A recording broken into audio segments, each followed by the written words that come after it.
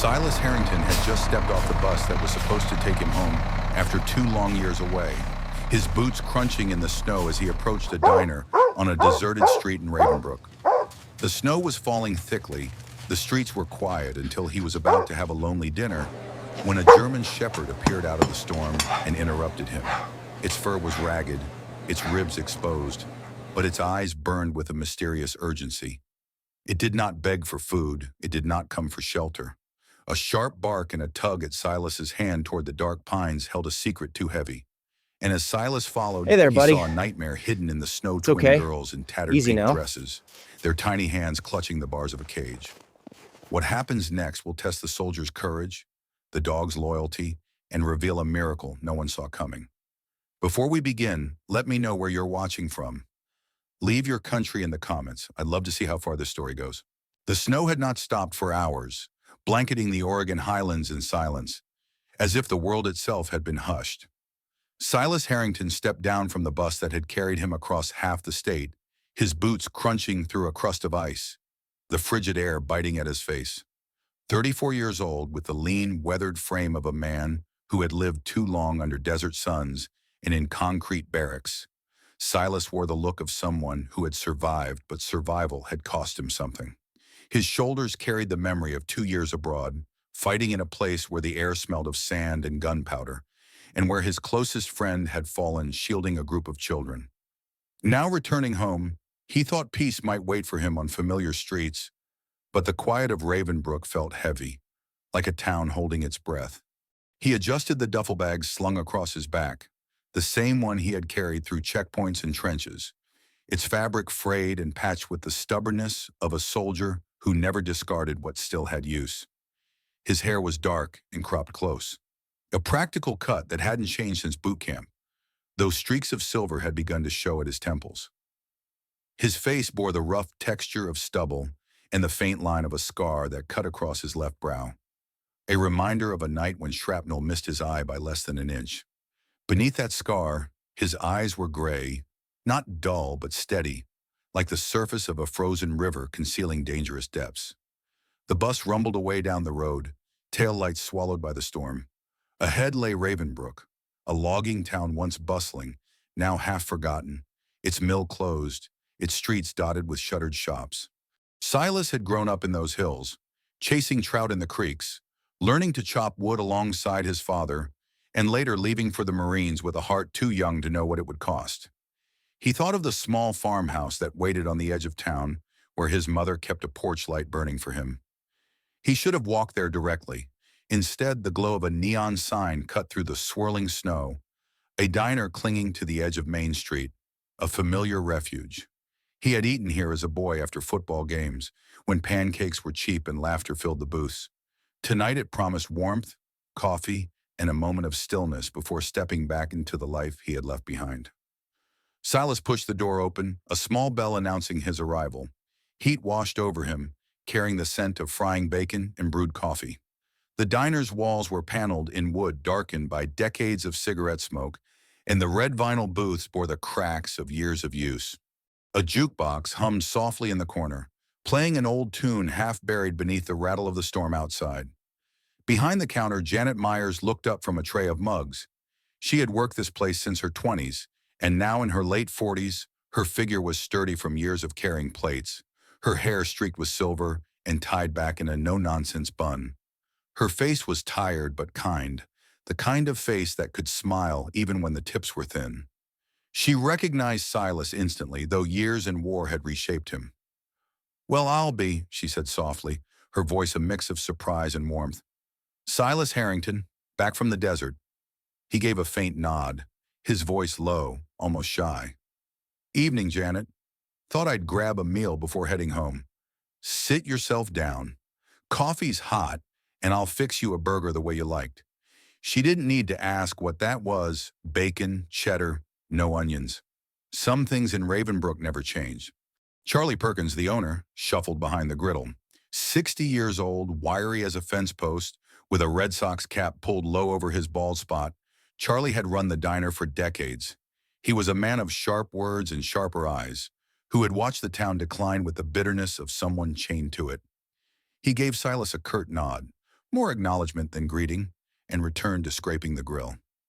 Silas slid into a booth by the window, the glass fogging from the contrast of his breath against the winter night. His hands, calloused and scarred, wrapped around the mug Janet set before him.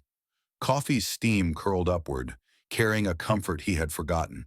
For a few moments, silence wrapped around him like a blanket, broken only by the scrape of Charlie's spatula and the rattle of the storm outside.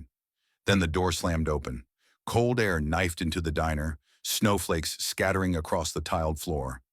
A shape burst through, no, two shapes shaking the storm from their coats. German shepherds. Their paws skidded across the floor, nails clicking against tile, bodies lean and trembling. The first was large, coat sable and ash, a faint scar running across his left foreleg. His amber eyes were fierce, alive with something beyond hunger. The second was smaller, her black and tan coat dulled from neglect, ribs pressing against thin fur. Her ears twitched nervously, eyes wide with desperation. The diner fell silent. Janet froze mid-step, a tray balanced in her hands. Charlie slammed his spatula against the counter. "Get those filthy strays out of here," he barked, his voice sharp, more fear than anger. "Health inspector'll have my head if dogs are climbing tables." But the dogs were not wild. They bounded past Janet, ignoring Charlie, and leapt onto Silas's booth. Snow and mud smeared across the tabletop, knocking his coffee to the floor. But Silas didn't flinch. The big shepherd, muscles taut, barked once, low and guttural, then pawed at Silas's sleeve with urgency. The smaller whimpered, pressing her muzzle against his chest as though pleading for him to understand. Silas stiffened.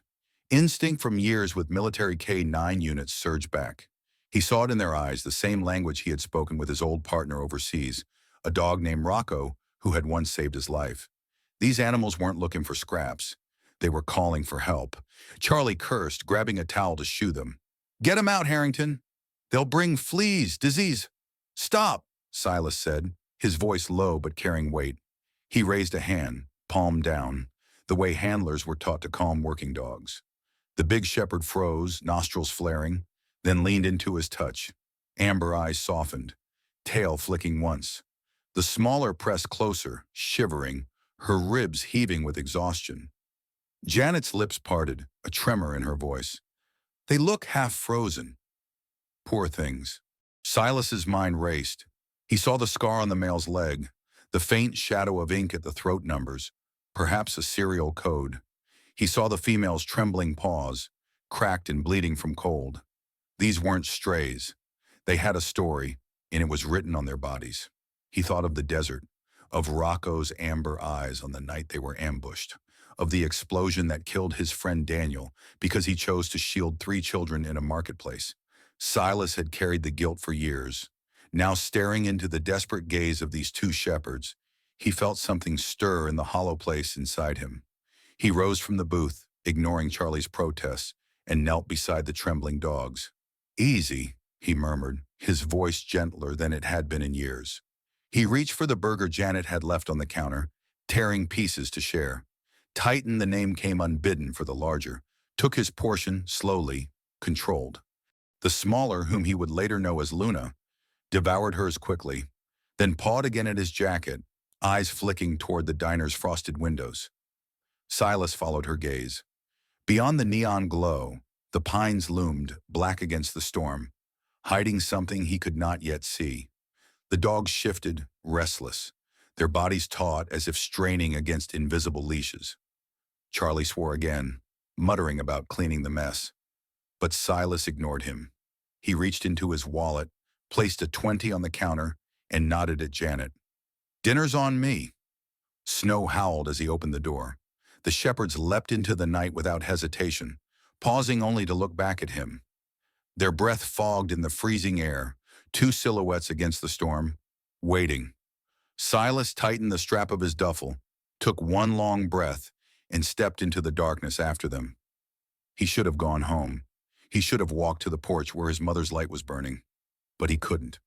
The eyes of the shepherds had already chosen him, just as he had chosen them. Tonight his war was not over. It was only beginning. The storm had grown heavier, a relentless curtain of white that swallowed the world outside the diner. Silas Harrington pulled his coat tighter, the fabric stiff with frost, and followed Valor into the darkness. The German shepherd moved with a certainty that unsettled him. This wasn't the blind pacing of a stray seeking shelter. Each bark came sharp and measured, a command, as though the dog had memorized the terrain and knew exactly where it needed him to go. The neon glow of the Ravenbrook diner faded behind them until only the crunch of boots and paws in snow remained. Silas's breath came out in plumes that drifted away into the night, dissolving in the wind. He thought of the warmth he had just left. Coffee, the faint hum of the jukebox, the smell of fried eggs, and realized how easily he could have ignored the dog. But the amber fire in Valor's eyes had awakened something inside him, a voice he had tried to bury beneath discipline and years of service. It was the same voice he had heard the night Corporal Jensen, his closest comrade, threw himself over a child in Afghanistan and paid the price. Since that night, Silas had carried a weight in his chest, heavier than the pack on his back. Now trudging through the Raven Pines, that weight twisted into a strange sense of purpose. The pines loomed on either side, black columns half hidden in the swirl of snow. The storm muted the world, yet Silas's senses sharpened. He could smell it now, faint but undeniable. The chemical sting, acrid, metallic, like bleach spilled on frozen soil. Valor paused ahead, nose low, hackles stiff. The dog gave a low growl and then pressed forward, leading Silas onto a narrow trail that cut deeper into the trees. Silas's flashlight beam quivered against the trunks, carving fleeting tunnels of light before the dark swallowed them whole again. And then he saw it. Etched into the fresh snow were the unmistakable grooves of heavy tires, deep and deliberate, the kind no family car could make. He crouched, running a gloved hand along the indentation. The walls of the track still stood crisp, untouched by new snowfall. The truck had passed here within the last hour. He raised his head slowly, the storm whispering around him. Beside the track lay something half buried in the snow. He brushed away the powder, and his stomach tightened. A child's shoe, small, pink, with a cartoon rabbit on the side. The laces were frayed, one tip stained dark. He clenched his jaw, a low curse slipping past his lips before he could stop it. His hand went instinctively to his pocket, to the silver ring he carried everywhere. The ring had belonged to his younger sister Lily, who had drowned in a river when she was only 8. Silas had been 12 then, and the memory had carved itself into his bones. His own hand stretched toward hers as the current tore her away, the helplessness of watching life slip beyond his reach. That was the day he swore he would never fail another child if he had strength to act. Now kneeling in the snow, he gripped the ring until its edges bit into his palm. "Not this time," he muttered. Valor stood close, ears pricked, body taut with tension. The shepherd sniffed the shoe, then looked back at Silas with an intensity that felt almost human. Snow clung to the dog's dark fur, melting against the heat of his body. Silas reached out and rested a hand on the broad head, feeling the steadiness of muscle beneath. "All right, partner," he whispered. "Lead on." They pressed deeper into the forest, following the tire tracks as they curved toward the river. The Raven Pines were notorious, and winter locals called them the Devil's Teeth, because the trees grew so close together it felt like stepping between jaws. Branches heavy with ice reached down like claws, brushing against Silas's shoulders as he passed. The ground sloped gently until he could hear the muted groan of water under ice. The river was a black ribbon in the storm, fractured plates of ice shifting with the current. Valor barked once and darted ahead, paws swift and certain despite the snow. Silas followed, boots sliding on hidden roots, heart hammering. He could feel the storm trying to shove him back, the wind clawing at his face. But every step forward felt ordained, as though he had been placed here for this exact path. The trail widened into a clearing near the riverbank. The tire tracks veered here, circling wide before heading east again, vanishing into thicker woods. The smell was stronger now, sharp and cloying. Silas swept his flashlight across the clearing. Near a toppled log, half hidden under snow, something metallic glinted back at him. He crouched and pulled it free, a piece of chain, heavy, rusted at the links, yet one end still slick with grease. Not something abandoned by campers, something recent, something used. Valor snarled low, circling the clearing, tail stiff. The shepherd's gaze locked toward the east, where the tracks disappeared.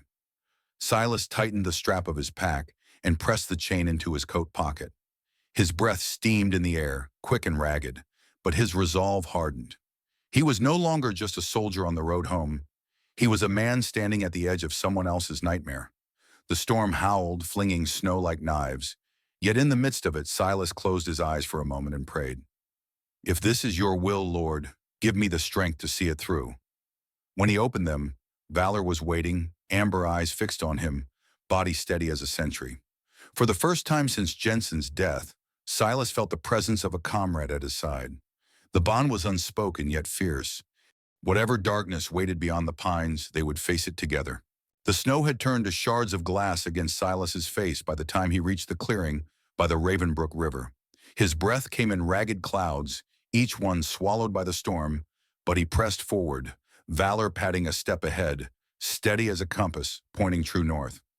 The shepherd's coat bristled with flakes, ears twitching at every creak of the forest, every gust of wind that carried the scent of something foreign and foul. Then Silas saw it. The outline of a warehouse squatted against the river's edge, its steel walls streaked with rust and ice, a single floodlight sputtering above the loading bay. It cast a jaundiced glow over the snowdrifts piled against the wall, light that seemed to choke the darkness rather than push it away.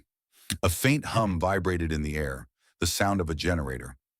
Silas froze, his eyes narrowing. The tracks they had followed ended here, and so did the trail of chemical stench. He crouched low behind a fallen pine, snow soaking into the knees of his fatigues, and pulled his flashlight from his pack. The beam cut a narrow tunnel through the dark, just enough to see the barred windows high on the wall. Something flickered behind them. Movement, a shadow shifting against harsh light. Then he heard it. The sound cut through the wind, piercing and fragile. The cry of a child. Silas's gut clenched. He crept closer, Valor at his side until they reached the base of the wall. Pressed against the corrugated steel, he strained to catch another sound. There it was again, a sob, thin as glass, echoing from somewhere inside. He scanned the wall and found a vent low to the ground, its grate rusted, snow packed around its base. He dropped flat, brushing away the frost with his gloves, and pressed his face close. The sight that met him made his heart stop. Through the narrow slats, he glimpsed a cage at the far end of the corridor. Inside were two little girls, no older than 6, their small frames pressed together, shivering violently under the harsh flicker of fluorescent lights. Their dresses, once pink, were now torn and stained, their blonde hair matted with dirt. One clutched her sister, burying her face in the crook of her neck, while the other stared into the void with wide, terrified eyes. Each tremor of their tiny bodies was magnified in that hollow space, and Silas felt the weight of every second pressing down on him. He pressed his forehead to the cold steel, breath fogging the grate. Memories surged unbidden. The Afghan village where Jensen had fallen to protect a child. The river that had stolen Lily from his grasp when he was only a boy. The same helplessness threatened to rise again, but this time he clenched his jaw until it hurt. He slipped a hand into his coat pocket, fingers curling around the silver ring he always carried. Lily's ring, the last piece of her he had left. The metal bit into his skin, cold and unyielding, just as the promise inside him burned hotter. Never again. Valor whined softly, nudging his shoulder, grounding him. Silas looked down at the shepherd, whose amber eyes glowed with a mix of urgency and trust. The dog nosed along the base of the wall, then barked once, sharp and purposeful.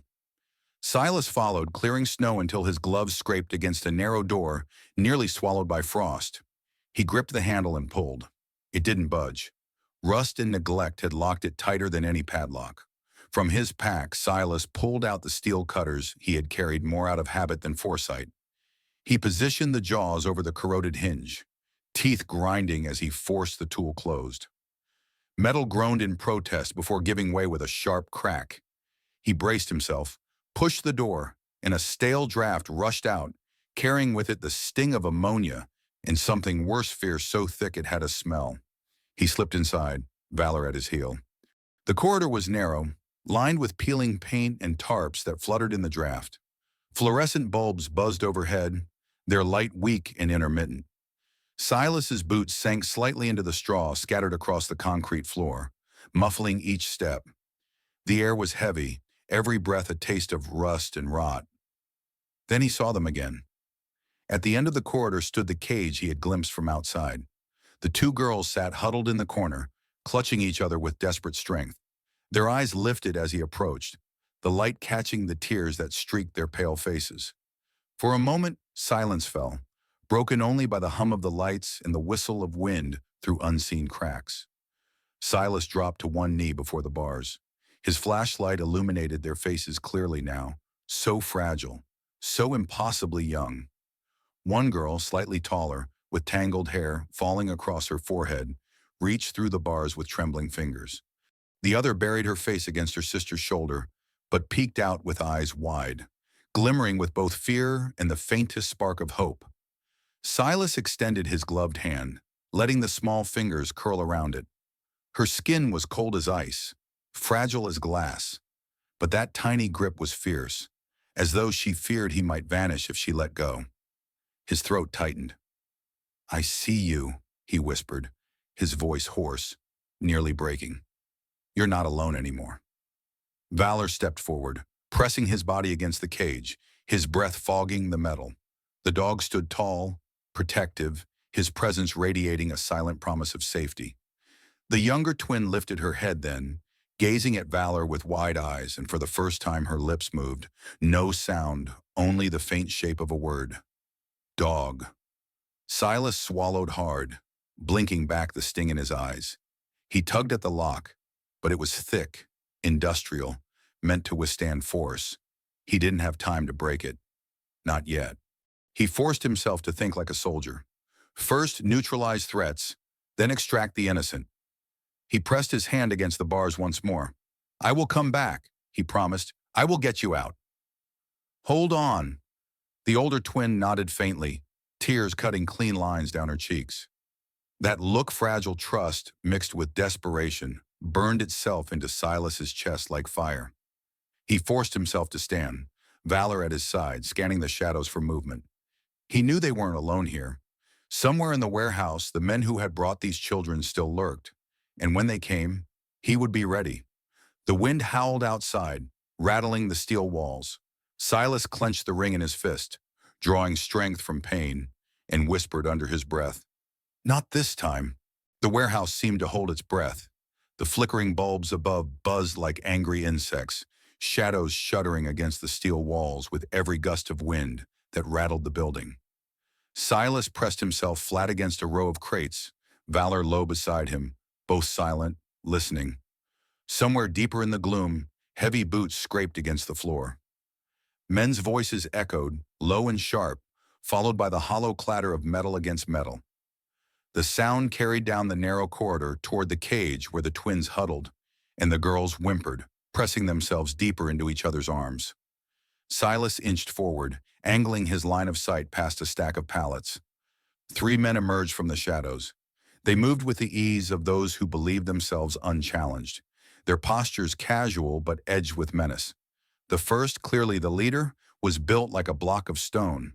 Broad shoulders strained against a heavy coat, and a jagged scar cut across his cheek. His eyes were cold, unflinching, like someone who had long ago traded empathy for control. Clayton Briggs, Silas thought. He didn't know the man's name yet, but everything about him screamed command, the way the other two glanced his direction before moving, the pistol he carried loosely but confidently in his hand. The second was younger, wiry and twitching, his shaved head gleaming under the harsh light. Kyle Mercer's boots scuffed nervously against the floor, his fingers never straying far from the knife at his belt. He glanced at the girls too often, eyes darting and restless, as if he was uncomfortable with what he saw but too weak to resist. The third, older, his back slightly hunched beneath a patched coat, was Leonard Harper. His beard was streaked with white, and his expression sagged with years of disappointment. He carried no weapon but gripped the corner of the cage with calloused hands, avoiding the girl's gaze. Regret flickered briefly in his eyes before it was swallowed by resignation. Clayton jerked his chin at the cage. "Load 'em! The buyer wants them out before dawn." The words hit Silas like ice water. Rage burned in his chest, so sharp it stole his breath. He thought of Lily's ring pressed against his palm, of Jensen's final sacrifice, and of the two small hands clutching desperately at the bars. He had promised. He could not break that promise. Valor sensed the shift in him, the tightening of his muscles, the quickening of his breath. The shepherd's amber eyes glowed with anticipation, his body low, ready. Silas steadied himself, whispered low, "On me." Then he moved. He surged from behind the crates like a storm breaking, his shoulders slamming into Kyle before the younger man could even draw his knife. The impact sent Kyle sprawling against the floor, the blade clattering away. Silas's knee drove into his chest, pinning him, one arm twisted painfully behind his back. Kyle cried out, the sound sharp and desperate, echoing off the steel walls.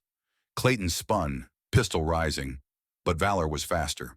The shepherd launched through the air, his jaws clamping down on Clayton's gun arm with bone-crushing force. The weapon discharged, the bullet shrieking harmlessly into a stack of pallets. Clayton roared, trying to shake the dog free, but Valor dug in deeper, his growl reverberating like thunder. Leonard froze. His hands tightened on the cage, his gaze caught between the terrified girls and the chaos unraveling before him. For one heartbeat, he looked as if he might intervene, but fear or habit held him still. Silas tightened the zip tie around Kyle's wrist with a sharp jerk and rose just as Clayton swung his free fist. The blow caught Silas on the shoulder, staggering him back. Valor released the man's arm, darting aside as Clayton reached for the knife, still strapped to his belt. The blade flashed under the buzzing light, sharp and hungry. Silas closed the distance before the knife could fall. He grabbed Clayton's wrist, muscles straining, and forced the blade aside. The two men grappled, boots sliding on the straw-covered floor. Clayton snarled, sweat and blood streaking down his face. But Silas had been trained for this, had lived too many nights fighting for inches. He twisted sharply, slamming the man's arm into the wall. The knife clattered to the ground, Valor immediately pawing it out of reach with a snarl. One quick strike to the jaw, and Clayton crumpled like a felled tree. The warehouse fell silent, save for the storm pounding against the walls. Kyle whimpered from the floor, wrists bound tight. Clayton groaned faintly, unconscious or close to it, and Leonard stood trembling, his hands raised halfway as if unsure whether to surrender or beg forgiveness. His eyes met Silas's briefly, then flicked away, shame winning over courage. But Silas's attention had already shifted. He turned back to the cage where the girls were pressed against the bars, their eyes wide, tears streaking their dirt-stained cheeks. He dropped to his knees, reaching through the cold metal. "You're safe now," he whispered, his voice rough but steady. "I promised, and I'm here." One of the twins reached for him again, her tiny hand gripping his fingers with surprising strength. The other pressed close, whispering something too faint to hear. Silas wrapped his free arm around them as best he could through the bars, feeling their trembling ease ever so slightly beneath his touch. Valor stood guard, body taut, ears pricked toward the corridor. Snow whistled through cracks in the steel walls, the storm outside clawing to get in. But in that moment, in that fragile circle of light, Silas, Valor, and the twins had carved out something stronger than fear. For the girls, Silas was no longer a stranger. He was their shield, their anchor in the storm. And Valor, with his steady gaze and bristling form, was no longer a stray, but their sentinel. Together, they were the promise that night would not last forever. The storm that had raged through the night was finally breaking when the wail of sirens pierced the frozen air. Red and blue lights bled across the snow as two Ravenbrook police cruisers pulled up outside the warehouse. Silas stepped out from the jagged doorway, his breath rising in clouds, Valor pacing protectively at his side. Behind him, bound and subdued, the kidnappers sat slumped against the wall. Clayton Briggs glared through swollen eyes. Kyle whimpered behind the gag Silas had tied, and Leonard Harper stared at the ground, shoulders bowed under the weight of his choices.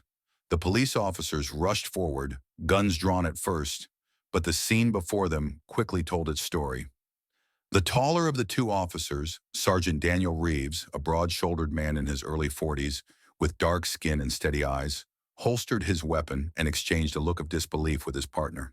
Reeves had served Ravenbrook for nearly 2 decades, his calm demeanor shaped by years of responding to the worst nights of people's lives.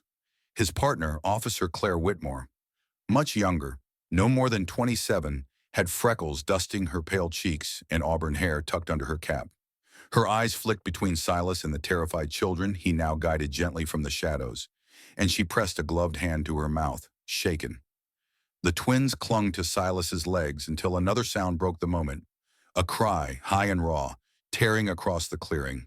A woman stumbled forward from behind the officers, her boots sinking into the snow. She had long blonde hair matted under a knit hat, her face pale and drawn but illuminated by the frantic light of a mother's love.